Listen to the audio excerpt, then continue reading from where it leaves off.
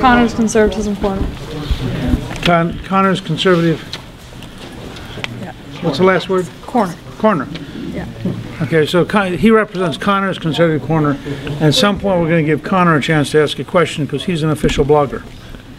Speaker, first of all, is this a different world or what? Okay, yes. Your reaction to your rise in the polls. Good. Look, I think that we have worked very, very hard to create substance. And if you go to newt.org and you look at the outline of the 21st Century Contract with America, I think it's maybe the most substantive campaign in modern times in terms of just the sheer number of things we're doing. I think we're at a time, frankly, when you look at the Greek crisis and the Italian crisis, you look at the American unemployment rate, you look at the size of the government deficit, you look at your own government filing suit against American states and having foreign countries side with the American government against American states. I think we're in a period when people want substance because they think it's real. This isn't just politics, this is history, this is the future of our country. And so I think gradually I'm getting more and more rewarded, if you will, by support for having a serious, substantive approach to how do we govern America. Will you spend more time in New Hampshire now that you're rising in the polls? Oh, sure, but I've been spending time off and on all year. We're about tomorrow in Manchester to open our first headquarters. I think we'll presently have 5 headquarters around the state. Andrew Hemingway's doing a great job for us of putting this all together. And I think we'll be very competitive in New Hampshire. What do you see as your path to the nomination? Well, I think coming in the top 2 or 3 in Iowa, coming in very competitive here, where I concede going in that Mitt Romney has a huge advantage, both from his Massachusetts background and from having bought a house over here. But nonetheless, I think it's competitive despite that. And then winning South Carolina, winning Florida, and I think from that point on, we'll be on the way to winning. But I want to do very well in New Hampshire, and I want to do very, very well in Iowa to set the stage. And you have the organization, do you think, set up in those states? They're growing very rapidly. We'll be at least 5 offices in all 3 states in the next couple of weeks. And we live in an age of internet-based where it is astonishing to me how much gets done virtually. In fact, we were talking with a woman today in Michigan who had been actively involved as a volunteer in organizing phone banks in Scott Brown's special election from Michigan. I mean, just, it's a different world. And so I think you're going to see us work very hard to try to get every person who cares about what we're doing actively engaged, having a neighborhood office in their home, and maybe having, thousands of neighborhood offices by the time we get around to the primary. A small question for you. Tea Party versus Occupy wherever, American exceptionalism and European socialist democracies. Quickly, if you could, because there's a lot of people here wishing to ask questions, stitch those together in relationship to the upcoming election and what it means for the American people.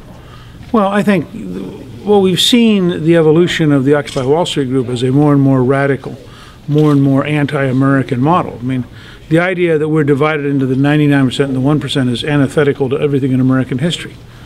When Henry Ford was working at Edison Electric and building his first car in his garage, was he in the 99% or the 1%? When Steve Jobs dropped out of college, was he in the 99% or the 1%? I mean, it's nonsense. It's precisely what has made Europe sick.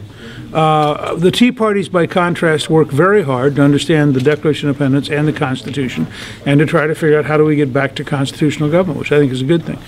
Connor, do you have a question? Yes. Well, a few years back, you did a commercial with Nancy Pelosi on global warming, and so what were you trying to accomplish when you did that?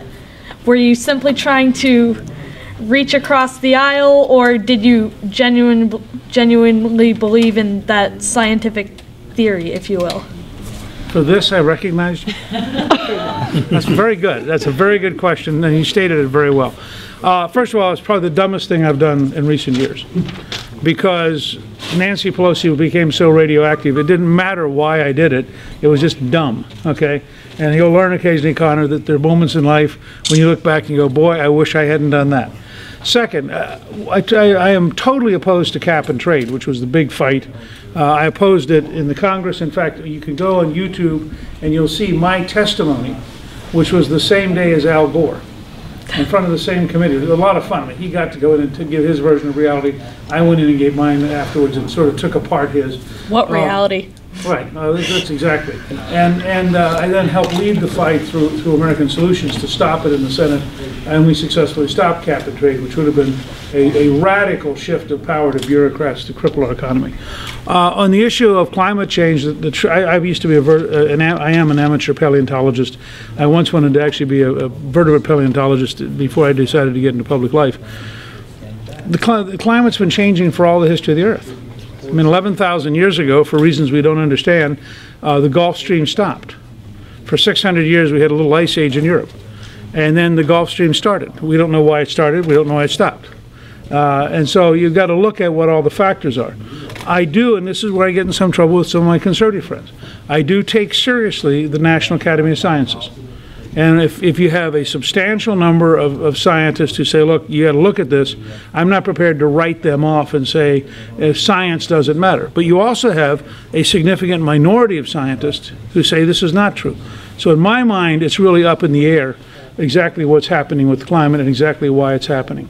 And the most recent study from CERN in Switzerland would indicate that the current models are off by at least 400% in being too extreme in what they're saying. And that's a scientific study that was done at the largest institution in Europe for physics. Mr. Gingrich, last night there was a super PAC launched called Time for Newt by a 27-year-old graduate student. What do you think that says about your campaign now that you've got your own political... I must be a real candidate.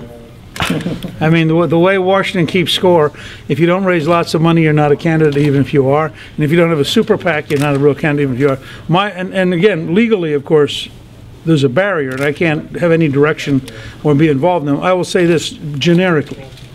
I would hope anybody who wants to help me would be positive in whatever they do. I think it's perfectly fair to draw a contrast in issues. It's all right to say, you know, Governor Romney would do it this way, I would do it this way, as long as it stays at a contrast level. But I would hope that nobody who thinks they're helping me gets involved in the kind of negativity we've seen in recent campaigns. And I would explicitly repudiate any kind of deliberate negative attack cycle, which I think has frankly helped sicken our political system. Newt, I asked the question, Ms. Christina, I asked the question, would you support a constitutional amendment banning same-sex marriage? And Rick Santorum was able to answer that, but you were not. And I'm wondering I did answer it. I said I would support a constitutional amendment which made marriage between a man and a woman. Could you give more elaboration? I think that's pretty explicit. Well, marriage is between a man and a woman. What about adoption rights and all that entails? Well, you asked about marriage. Marriage is between a man and a woman, period. Should gay people be able to adopt? I favor adoption being between a man and a woman. That traditional families are what I'm in favor of, period. But I'm trying to say it in a positive way because I frankly think we are stronger if we indicate in a positive way what we favor. And I favor the position that's been taken for at least 3,000 years. Would you reinstate Don't Ask, Don't Tell? Yes. I voted for it originally.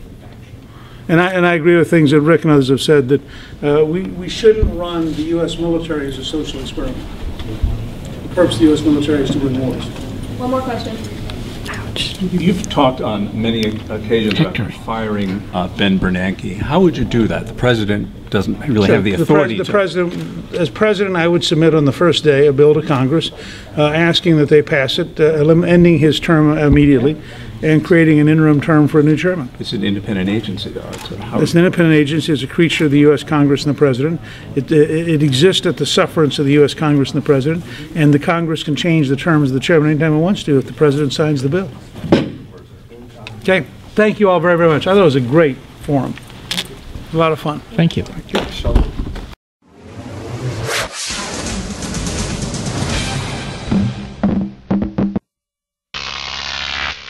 GrokTV.